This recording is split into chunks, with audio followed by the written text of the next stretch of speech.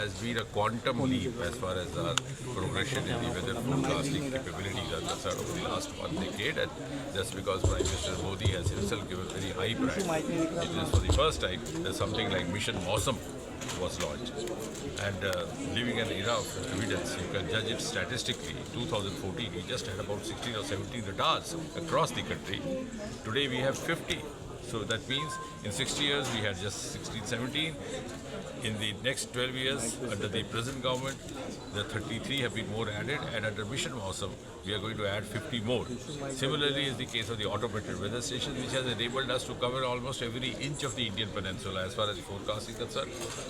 In today's age and time, it is not how would the weather be tomorrow, it is how would the weather behave tomorrow, what would the weather do tomorrow. So that means we are now in an impact-based forecast. We are making dedicated forecast provisions. We have for something like a facility called Now, which enables you to have a forecast for the next 3 hours. You can plan your commuting, whether to carry umbrella with you or not. We started off from heavy rain-prone areas like Mumbai, then went to Chennai, now we have in Delhi also.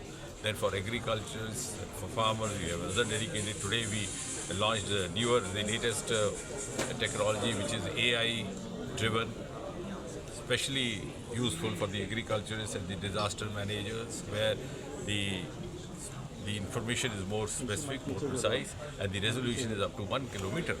So we are now gradually narrowing down to an extent that a farmer would be able to learn from our forecasts when to sow the seed, what kind of crop to sow, and at what part of the year.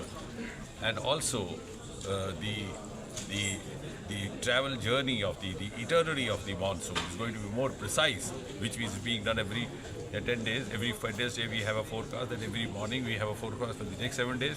And when the first rainfall, for example, happens in Kerala, we would be able to determine or forecast that day with almost absolute accuracy what will be the subsequent destination or the next destination of monsoon. It's just like charting out the itinerary of the monsoon, just as you chart out your road travel itinerary.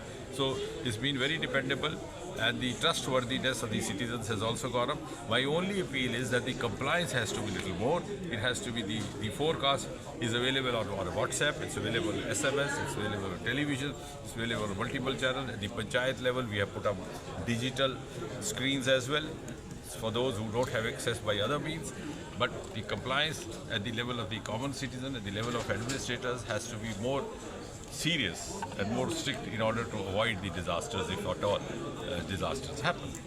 What do you have to say about the cancellation of NEET?